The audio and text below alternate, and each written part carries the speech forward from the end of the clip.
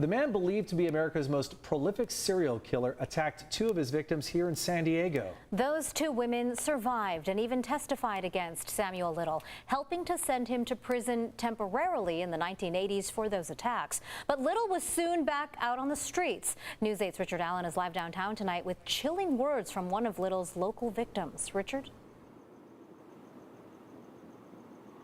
Well, that's right. We now know that Samuel Little began his killing spree back in 1970, years before he moved to San Diego in the mid-1980s. Now, that's when he targeted two women here on San Diego streets who thankfully did not die. One of them says she managed to survive by playing dead after being strangled and left by the roadside. Now, here's more of what that woman had to say.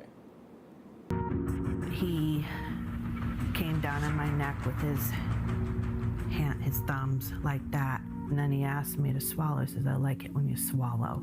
Lori Barrows spoke earlier this year with British media outlet Channel 4, recounting her horrific attack here in San Diego back in September 1984 at the hands of Samuel Little, now gaining notoriety as the country's most prolific serial killer. At the time, Barrows had been working as a prostitute, according to authorities, who say that 1 month after her attack, Little targeted another prostitute in the same area. San Diego patrol officers caught Little in the act of beating and strangling that victim, arresting him and later connecting him to Barrows' assault. For those two violent attacks here in San Diego, Samuel Little was ultimately sentenced to 4 years in prison, but only served a year and a half before being paroled. In 1987, he moved from here to Los Angeles, where he continued his killing spree.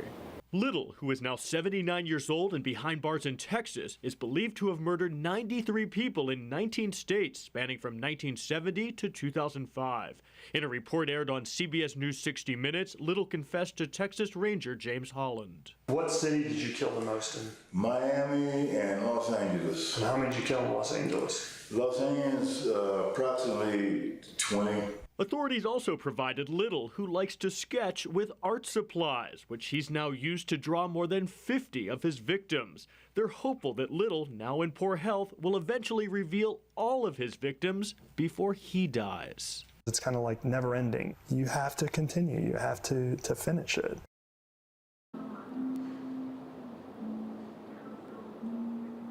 And because of Little's health problems right now, authorities say the race is on to identify all of his alleged victims while he is still willing and able to cooperate. In fact, authorities say that just last week, Little drew 3 more sketches of 3 additional women he has allegedly murdered. Marcella? All right, Richard, thanks.